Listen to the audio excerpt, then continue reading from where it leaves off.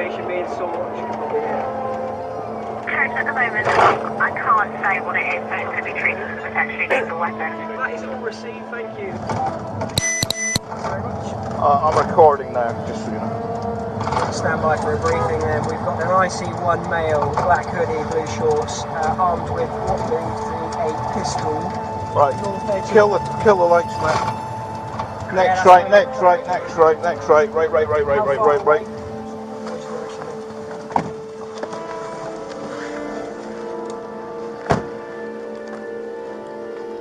Any moment now, this police officer is going to have to make a decision, and it will be his alone to make.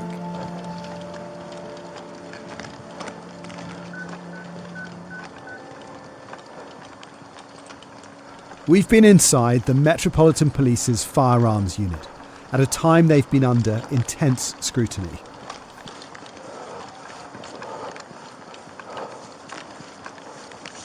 This police officer is called Gav. His unit is called MO19, and call-outs come with uncertainty around every corner.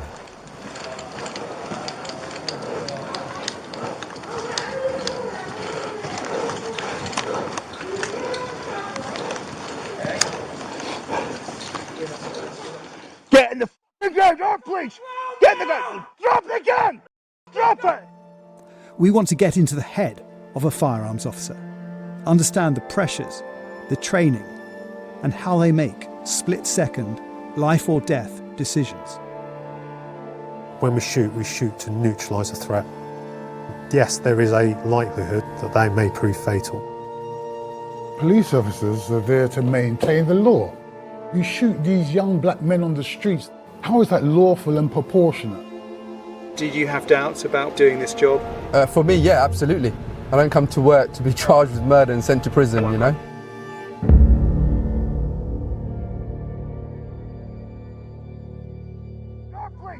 Get the gun! Get the gun! Drop it! Drop the gun! Drop it! Drop it! Stay there! Stay there! Stay back! Stay there! Of around 4,000 firearms call-outs a year, the number of shots fired by officers are in single figures. Gav doesn't pull the trigger, so it becomes one of those incidents the public never hears about. I've got his left arm. We've come to MO19's firing range, where Gav would have first picked up a gun. The biggest question in this job is, when is it the right time to pull the trigger? The officers are thinking in their mind about this person being emotionally and mentally disturbed. The man who heads up the training for London's firearms officers is Ed Unrude. And he's raising the gun there. He is. In that moment, would he have had the right to shoot him? It depends purely on, is the gun pointing at someone, is it pointing at him? Yeah. In which case there's a threat could have there. been in seconds. It could have been. So within law, the use of force is justified. Mate, listen to me. You're under arrest for possession of a firearm. You do not have to say anything, but it may harm your defence. You not mention one question, something which you'll later on in court. Do you understand? No reply. I mean, often we see when the shots are fired. It makes the news, obviously, for obvious reasons. How often is this kind of thing happening? This is happening every day, multiple times a day, every week, every day of the year. In September 2022, a police officer did open fire. It happened in South London, in Streatham. In this street, a man was killed. And what happened after that sent shockwaves through MO19. A police officer was charged with murder. If you wouldn't mind just giving me your full name and your position. Mark Rowley, I'm Commissioner of Police for the Policing of London. Within a few days of me starting as Commissioner, two things had happened. Her Majesty the Queen had died, and so I knew my first weeks were going to be dominated by planning for the security for the funeral. And secondly, NX121, Metropolitan Police officer, in an armed policing operation, had shot dead Chris Kaba. An offside indication. Dashcam and body-worn footage from officers shows what happened. Standing by for strike, stand by. MO19 was following this vehicle because it had been linked to a shooting in Brixton. It's a near side indication. When it turned a corner, a police vehicle blocked its path. In line. With armed officers now on foot, the driver tried to ram his way out. Oh, police! Show me your hands! Show me your hands!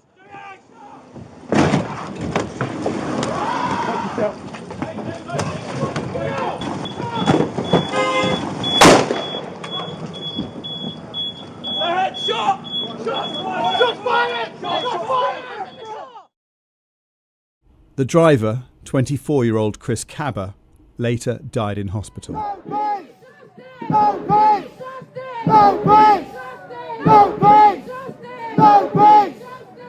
The shooting led to protests in central London.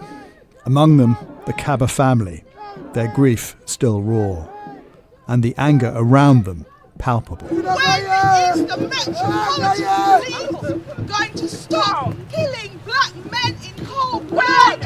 When are they going to do it?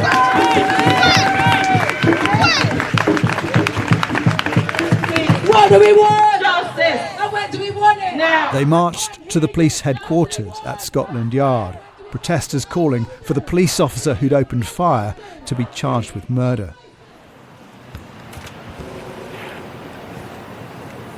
A few weeks after the shooting, Chris Kaba's family was shown the body-worn footage by the Met Commissioner. How are you doing, Helen? How was that for you, meeting the Commissioner this evening? It's very hard to me. As I always said, my heart was already broken. So what I want, just the justice must done. And I want the truth. The truth, that's what I want for Chris. I need the truth. And Helen, watching the footage today, that must not have been easy. It's hard. So it was very hard. I want the truth and the justice must done. Thank you. The case was referred to the police regulator, the IOPC, who passed it on to the Crown Prosecution Service. Then, a year after the shooting, the officer who opened fire, known as NX121, was charged with murder. I was shocked at the charge because whilst I didn't have all the evidence that the IOPC would have presented to the CPS, I was still surprised because I hadn't heard of any evidence that led me to think that was going to be necessary or the right approach. For the family and campaigners arriving at magistrates to see the officer face charges, this was a big moment. There was a reason why the IOPC wanted him charged for murder. I'm not a fan of the IOPC, but they know, because of years of campaigning that we've done even before they came into being, that the Metropolitan Police Service has been accused of institutional racism, and when cases like this happen, they need to be held to the highest level of accountability. I found, talking to our firearms teams particularly, how heavily it was weighing on them. They know they're taking a risk with the work they're doing. They're taking sort of physical risks and legal risks. The public would probably be surprised to hear that the officers are far more concerned about the legal risks they're facing and what that means to them than they are the physical risks of the criminals they're facing. So we're known as MO19, and our responsibility is primarily to deal with firearms calls, any terror-related calls. We're out on patrol with members of NX121's unit. This is the first time officers from MO19 have spoken publicly about their colleague going on trial for murder. I think it's quite a horrendous time, to be fair. There was lots of questions being asked, not only of yourself, but even to each other, to actually work out, well, what if that was me? Not an easy time at all. Did you have doubts about what, doing this job? For me, yeah, absolutely. Yeah. I don't come to work to be charged with murder and sent to prison, So.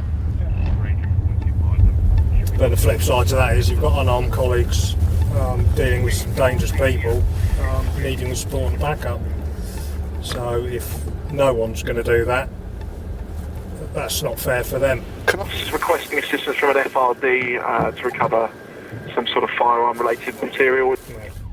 This is Trojan 1, the vehicle with overall command of the firearms teams patrolling London.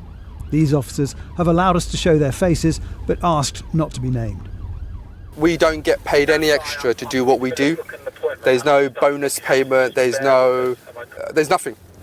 So why risk getting charged for murder when you can just sit in an office somewhere and get paid the same? Probably 95% of these people would be desperately looking for us to turn up if there was an incident now. These people like what we do, respect us, would want us here. Go ahead. Later, we get an example of that. Right, so a quick briefing. I remember a public calls it in saying, I think I just saw someone with a firearm on the street, a girl and a guy arguing, and the female got out of the vehicle and the gun fell out of her purse. Sorry, okay. We're looking for an Asian female, 25 years old, wearing a navy black hoodie with the hood up and jogging bottoms. There's a lot of work going on. We've done intelligence checks at that block to see if anybody's known for firearms. Nothing's coming back. It keeps us quite vulnerable because we're going into a block of flats not knowing where this person is with the firearm. But when officers arrive, the eyewitness testimony doesn't stack up. We're just trying to work out logistically how they would be able to see someone drop a gun on the floor and be able to say 100% it's a gun, and then manage to get all the way up to the communal area and see them go into a flat. Unfortunately, it's going to be stood down as of 21:40. This time, it's a hoax. On the scene are people filming the officers on their phones. You'll notice MO19 members value their anonymity. So the next development in the Chris Kaba case had an even bigger impact on these officers. A very good morning to you. We're going to start with some breaking news. The Metropolitan Police officer charged with the murder of Chris Kaba in 2022 has been named in court for the first time as 40-year-old Martin Blake. It was another blow to this unit at a time when many had already started to consider laying down their weapons. I think for me, first things first is like, why would I put my family through this? That's what came to my mind. I'm like, why would I do this to my family? 6303. For months, we've been on patrol with police officers from London's Firearms unit to see how they respond to serious crimes across London, and crucially how they're trained on when to pull the trigger. Firearms officers don't get paid anything more for carrying a gun. What they get are dangerous call-outs and a huge responsibility strapped to their shoulders. When an MO19 officer who opened fire on the job was charged with murder, it left many questioning themselves. Around 300 firearms officers downed their weapons. It's had a sort of a very significant effect on our capability. We can provide credible firearms cover for London, but I must be honest, it's still significantly less than normal, which will create some difficult choices. It's blackmail. The police, they're blackmailing the government. This is an institution where the officers themselves, all of them believe none of them are doing anything wrong, and therefore the even idea that we could charge somebody to have a process to even find out if something they did was wrong, we're not going to have this job anymore. So it's blackmail. Among those who stopped carrying a weapon at that time was Paul, who's asked us not to show his face. His concerns were amplified when, during the trial, the accused officer was named as Martin Blake. A lot of us really couldn't believe. I certainly couldn't believe, and that's when it starts bringing your family into it. Yeah. You've got to remember that we're actually dealing with not just sort of your members of the public up here, but like really bad members of society. Having your name potentially released to them is a real high stakes sort of situation. No images of Martin Blake were allowed to be shown by the media, but his name was out there. I think for me, first things first is like, why would I put my family through this? Is there any other organisation where they're putting their family, their little kids, their parents under such harm's way for just trying to do their job? That's what came to my mind. I'm like, why would I do this to my family?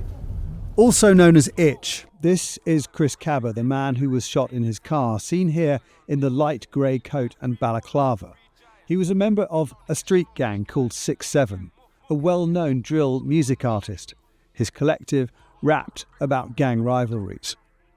A police report from 2023 said 6-7 was in an active and violent dispute with other street gangs and was linked to shootings, stabbings and murders.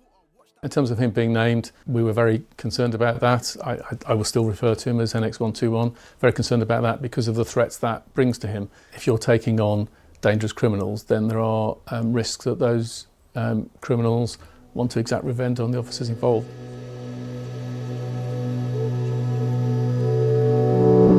Two years after the shooting, in October 2024, the trial of Martin Blake began. We ask that the whole community stand with us at this time. The Kaba family is still seeking answers. They are still grieving, as is our whole community. This was a pivotal moment. On one side, campaigners who felt this day had been a long time coming. On the other, police officers who felt the case should never have come to court. Doors, doors, doors! The jury was shown the body-worn video from all available angles, Show me your hands! including an officer who smashed in the back window, and footage filmed from a helicopter in the moment NX121 opened fire. My overwhelming feeling was just, wow, it all happened so quickly. Within seconds, Chris was shot in the head, within seconds. In the doc, Martin Blake said this: "I had a genuine belief that there was an imminent threat to life. I thought one or more of my colleagues was about to die. I thought I was the only person with effective firearms cover at the time. If I hadn't acted, I thought one of my colleagues would be dead. I felt I had a duty to protect them at the time."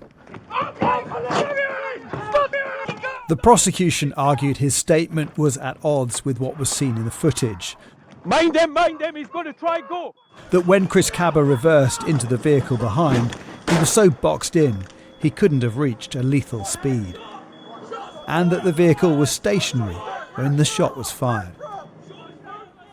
After 2 weeks of evidence and less than 4 hours of jury deliberation, Martin Blake was found not guilty. Afterwards, the Met Commissioner made clear that he felt the police accountability process was flawed. No police officer is above the law, but we have been clear that the system holding police to account is broken. The more we crush the spirit of good officers, the less they can fight crime. That risks London becoming less safe.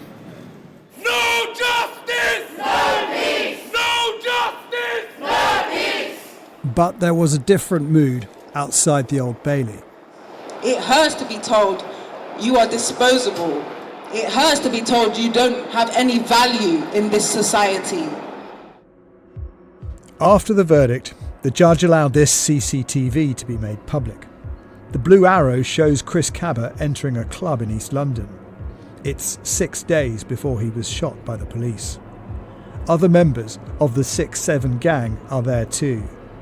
He puts on a balaclava and is given a bag. There's a rival gang member in the club, here marked with a red arrow. Chris Kaba is seen approaching, then pulling out a gun from the bag and shooting him. The injured man flees, but Chris Kaba hasn't finished.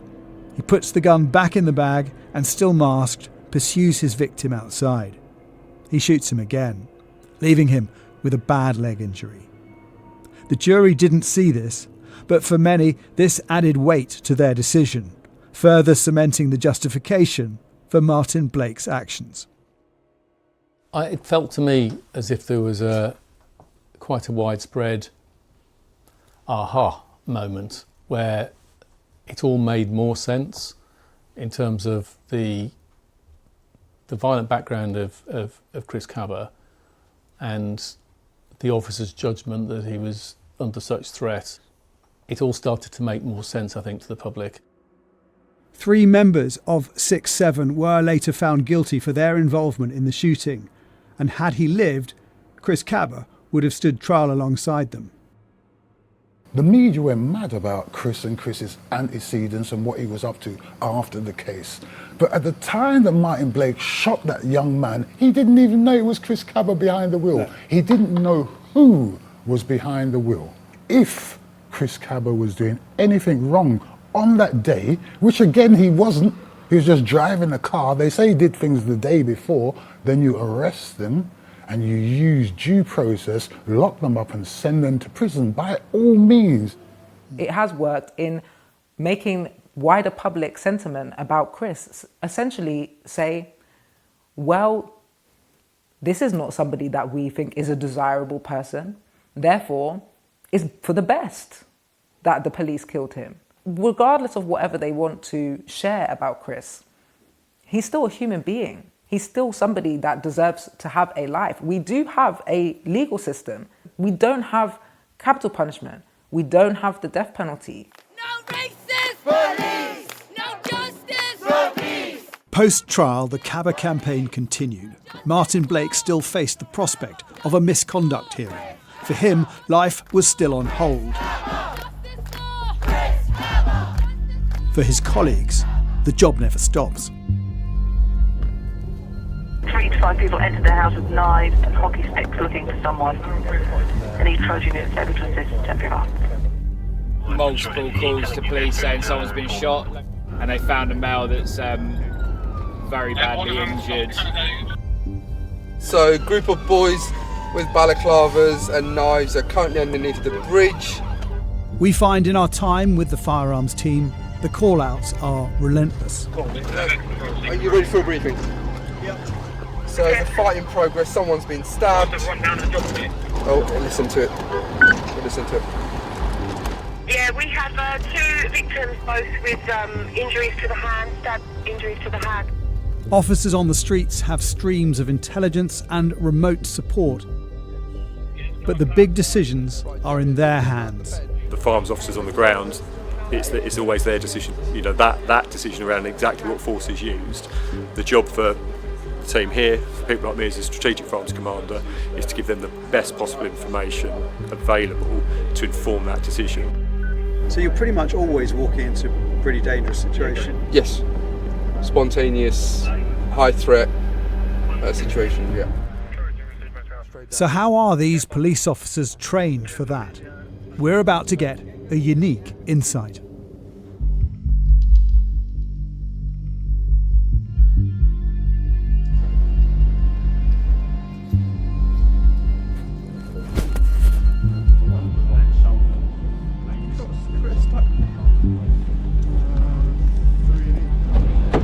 Okay, further information's just come in, team. Further information's just come in. I reckon this is probably a car crash. When firearms officers are put through their paces, a big part of the training is that they never know what to expect. These scenarios aren't real, but they are realistic. It might require a marksman's skill to eliminate a threat. Stay where you are! Do not move! Do not move! Or the opposite, first aid skills that will keep people alive.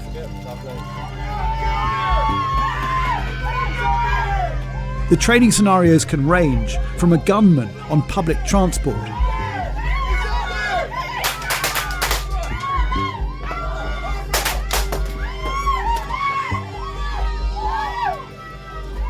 to casualties in dark, confined spaces, such as a Christmas house party.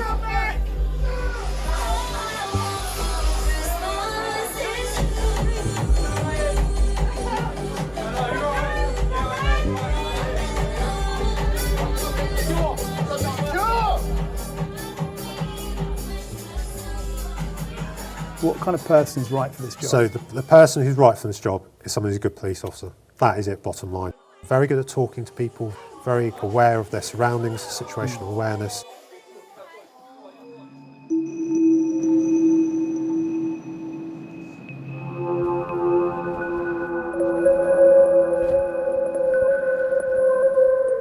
In every case where a firearms officer has used force, their defence has been that they were following their training. Gravesend in Kent is where that happens. The site is a bit like a film set. Everything looks normal, almost. This is where officers learn the skills and the protocols on when to pull the trigger. This town here in Gravesend isn't real, it's entirely for police training. They do it riot training. I'd better just get out of the way. The officers arriving on the scene here have no idea what they're walking into. The scenarios are as lifelike as possible, with trainers acting as gunmen, actors playing the role of victims. This is a marauding terror attack with mass casualties. Having taken out the threat, they have to keep people alive. A triage system has been developed. The colour of each band indicates who needs the most urgent medical help. The ARVs will turn up, deal with any threat that's present. That's their primary role. Then they'll stop, pause. As a team, they'll find everyone, treat everyone, get kit, treat everyone. Once we've treated, we've stopped them bleeding, we've kept them breathing, we then tag them.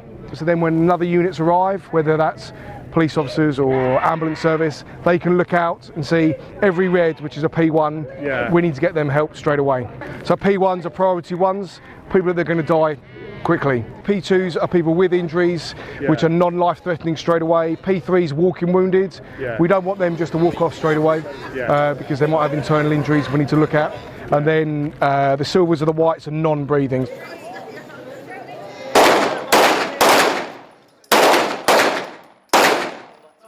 The range is where they learn to handle the weapon. When they shoot, they aim for the chest. When we shoot to neutralise a threat, not kill the threat. We shoot to neutralise the threat, so it will stop the threat, essentially. Yes, there is a likelihood that they may prove fatal. Because members of the public might go, well, why don't you shoot him in the arm? Or why don't you shoot him somewhere in the leg or something like that? But that's not the training, is it? No, it's not the training. And to try and aim at someone's arm in a very dynamic situation or someone's leg is very, very difficult. It would probably not stop the threat and could even make it worse. It means their judgment on when to open fire is crucial. Training on how to make that decision in part happens on what's called the judgment range. I've been allowed to try it out. Black male, about 6 foot plus, in a t-shirt, running with a handgun. What colour t-shirt is he wearing? Good question. White, I think. White, okay. That's you in school, in the toilets. Okay. My scenario is a high school shooting. The grisly scene I'm entering is played out on screen, and I have to decide what to do. Okay, drop the gun. If I fire, a laser hits the screen, and where the shot lands changes the outcome of the video. Drop the gun. Did you shoot? I shot him. So what was at that point, what was your honest whole belief was about to happen in that room? That he was about to shoot at least one or more of those people. And that's all based on what you've seen in the room? And what I've seen on my way into the room, yeah. It's quite a lot. I don't think that was the right time to do it, and also you have the students in the back. Disagreeing with you. He was holding it. Was he? So you're saying when he fired, he was in the air? I think it was, yeah. No, it wasn't. It wasn't. From what I saw, he was about to. The gun was in a position where he could, if he pulled the trigger, kill someone. Cool. Nobody can change what you've seen and what you believe and process, can we? But I can't tell you you're wrong because that's what you think you've seen. Yeah. But now you put you two in a court of law, and we're telling different stories. I get the luxury of seeing a playback and consider my decision without consequence. But this is fundamental. Honestly held belief is commonly used by officers as a defence for the use of force. I'm even shown one of the possible outcomes if I'd not intervened. Conduct an area search, please. In the real world, It isn't a classroom, but an inquest, a misconduct hearing, even a murder trial. NX121 said he fired because it was his honestly held belief that there was an imminent threat to life. It would have been really, really difficult for firearms policing if it was a guilty verdict. If you're going out there and you have an honest held belief that you've got a threat in front of you and you deal with that threat to your training, and then you can go in front of a jury who then say, oh, actually your honest held belief is not correct. I don't know how you can go out and do this job anymore. Honest held belief of a threat to life is kind of fundamental. You and I could use it if, for example, we killed a burglar in our home, and police officers can use it in a criminal trial. But in a misconduct hearing, it's different. That honest belief also has to be reasonable. It's a nuance, but it means other people would probably make the same kind of decision. So it's a higher bar for the accused to prove, and campaigners say that's how it should be in a criminal trial. What we have again is this notion of honestly held belief. That's why we've been trying consistently to go to the European courts of justice, because we won't get justice in this system, to make a judgment that honestly held belief must be rational. But the government is going the other way, introducing legislation so that even in misconduct hearings, honest held belief is enough. In the heat of the moment, it doesn't have to be reasonable. The Home Office says this will help ensure that police officers will not be penalised for making genuine mistakes to reflect the incredibly high pressure they work under. This hasn't gone down well with those campaigning for Chris Kaba. In our society, we already have very little accountability, and they are going to make it so we have close to no chance of ever holding any officer accountable for any action ever again. To me, honestly held belief is just get a free ticket. You can say anything. You can literally say anything as long as you reasonably believed it. With these changes about to happen, the Met Commissioner agreed to meet us for a second interview. What this means is that people will be allowed to essentially make mistakes. And is it right to have a firearms officer who made a mistake and shot someone go back onto being allowed to hold a gun? So I think that's a mischaracterisation of what. Well, no, it's not. The Home Office. Means. The Home Office says this is to ensure that police officers will not be penalised for making genuine mistakes to reflect the pressure that they're under. But I'm saying people who make mistakes under pressure shouldn't be holding a gun. So no, what we're saying is, if an officer is making a decision based on as they believe it at that moment, if the facts turn out to be different, that's not the officer's fault, is it? So if an officer,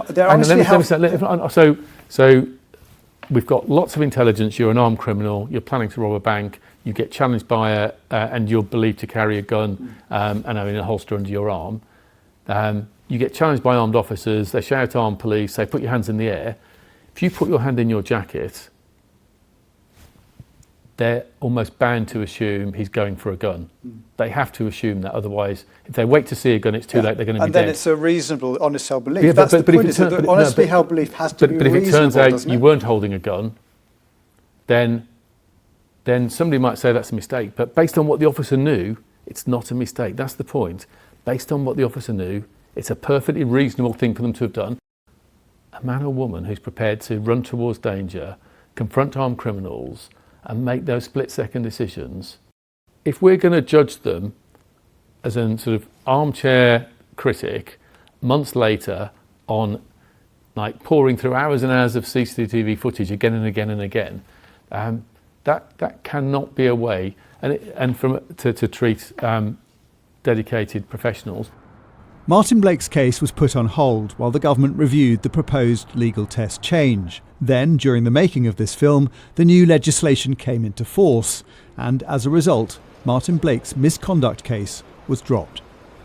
Today's decision by the IPC that after 4 years, NX121 will not be facing any misconduct hearing is welcome, but this has taken far, far too long.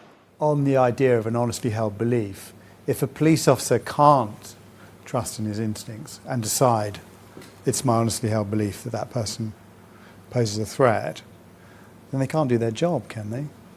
Because they can't always be thinking about, well, someone else might disagree with me. No, police officers are there to maintain and obtain the law. So whatever they do has to be lawful and it has to be proportionate. You shoot these young black men on the streets, how is that lawful and proportionate? That's not good policing. If that's the kind of police you all want, that's fine. That's why every now and then London and England burns, because we're not going to have it. Which is what happened in 2011 after the police shooting of Mark Duggan. So far we've focused on the officer who opens fire, but black community's anger is directed at a deeper concern, that police tactics and police culture is set against them.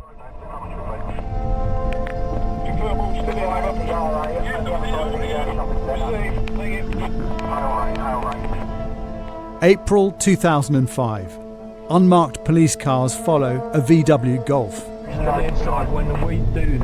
Inside it are three men who police know are armed and on their way to a robbery.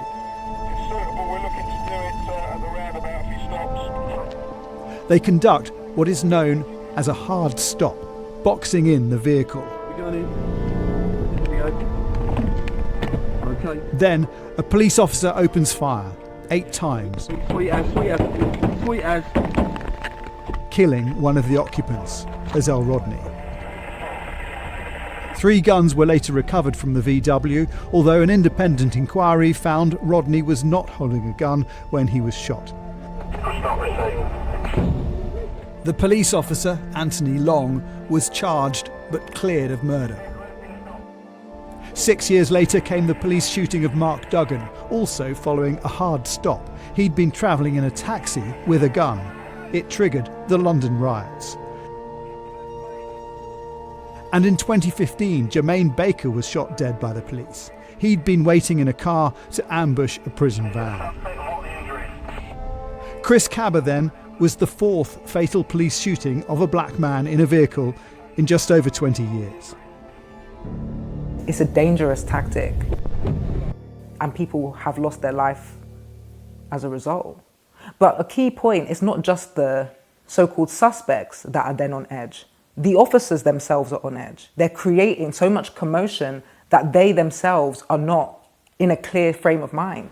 After the first of those shootings back in 2005 of Azelle Rodney, the then police watchdog, the IPCC, said that the police tactic of the hard stop was a high-risk option, that if compliance and surrender was not virtually instantaneous, the risk to the suspect was considerable, and it called for the tactic to be formally reviewed.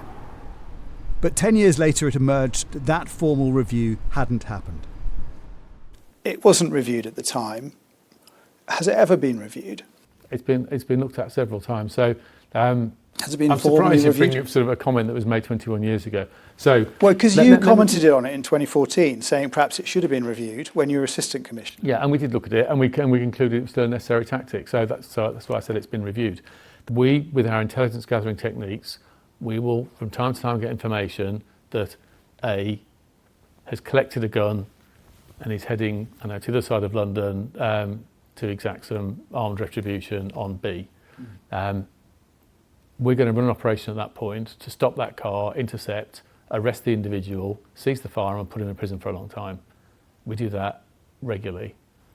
On occasion, people resist arrest, people go for firearms, people try and escape in other ways that are dangerous, and in a small number of circumstances, shots are fired. If you're going to run around London carrying guns, you are going to be confronted by police, and if you're not completely compliant and the officer interprets that as a threat to them, then the officer has no choice but to protect him, themselves, or the public. The overarching principle is the preservation of life and to conduct an operation to execute a Section 46 firearms warrant. There are preferred options for apprehending a gunman. We're in a briefing ahead of a dawn raid on a man called Danny Downs, believed to have been involved in a drive-by shooting. Reports he's been found with blades, including flip knives, combat knives and machete. Important to know that he is a very, very large male. The dawn raid has its own complications. A gun is thought to be on the property. There may be others present in the flat. But in the dead of night, the suspect is likely to be asleep. Police have the advantage of surprise. On place! On place! Number 20! On place! On place! Danny Downs is arrested, a gun is recovered. A carefully prepared operation goes to plan, with no shots fired.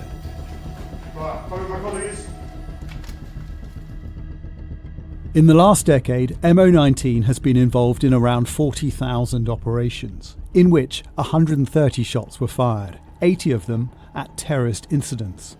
In those 10 years, 12 people have been shot dead. 4 terrorists were killed in 2017. The Westminster attacker, Khalid Massoud, who'd killed a police officer, and 4 others. In the same year, the 3 London Bridge attackers were shot by police.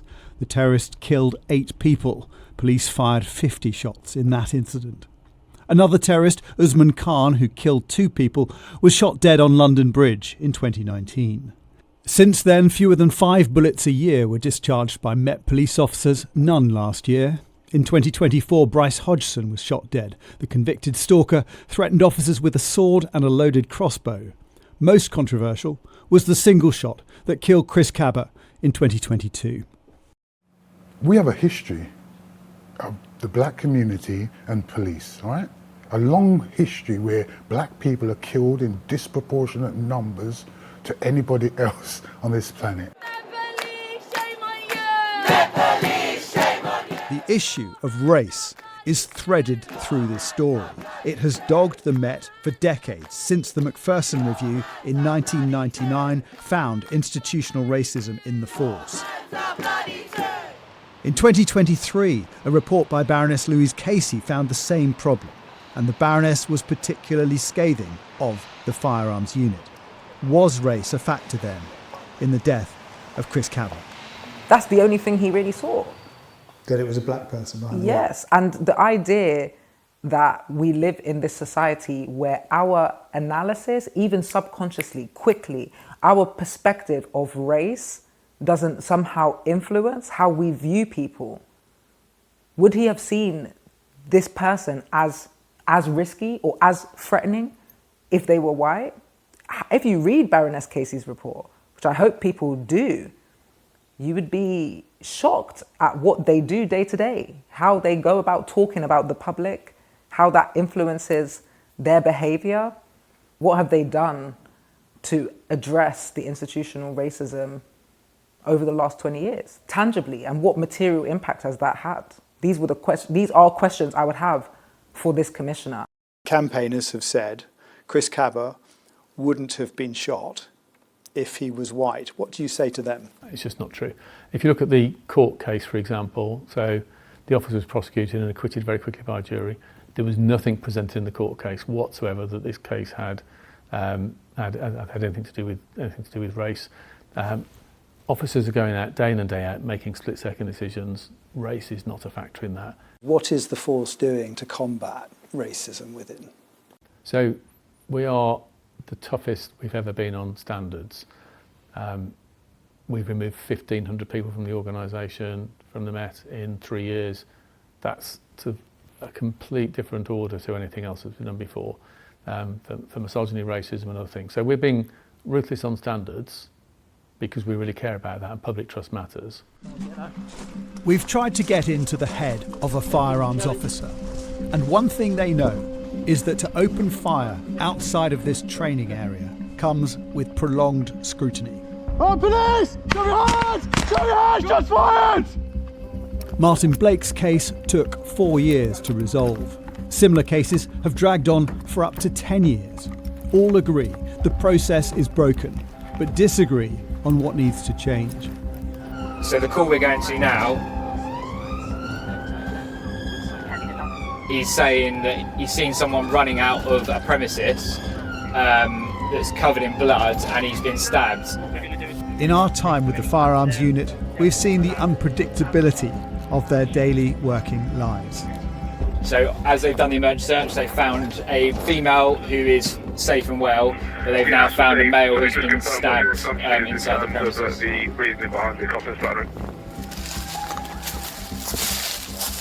The perpetrator has fled, but there was evidence to preserve. A bag of drugs, blood trails. And it emerges there's more than one victim. Well, get the first aid kit. All right. On this occasion, as is often the case, the firearms unit are pulling out bandages, not guns. Yeah, ready. Yeah, you're on. Yeah. Well, I'm happy that's not catastrophic bleed at the moment. Yeah, no, I'm happy with that. This is a chest seal used to treat a wound that may have punctured the lung. The victims in this incident all survived, and it was armed police officers who were the immediate first aid responders. Is that the only place it hurts? Have we checked anywhere else? Just keep that pressure on that wound for us. But sometimes officers do kill, and the potential weight of the judgment they will face has led some to leave the unit. If you look at what happened with NX121 and it going to a criminal trial for murder, you know, you've got to have a serious conversation with yourself and your family and ask, could you go through what that person's gone through? Could you go through a potential criminal trial for some of the highest offences? And the answer for me is no, really. So, you know, once I've sort of had that conversation with myself and my family, I just decided it's time for me to move on. It was one of this officer's last patrols. Since this interview, he has left the Met's firearms unit. Police say the Martin Blake case has left them questioning whether they can do their job, whereas campaigners say the verdict shows that officers can kill without consequence. A jury has found Martin Blake didn't commit murder, and the police watchdog has now cleared him of misconduct. After 4 years in limbo, he can now return to active duty. It's important any police shooting should be thoroughly assessed, both the individual's actions and the tactics used. But it shouldn't take multiple years to scrutinise a decision taken in a fraction of a second.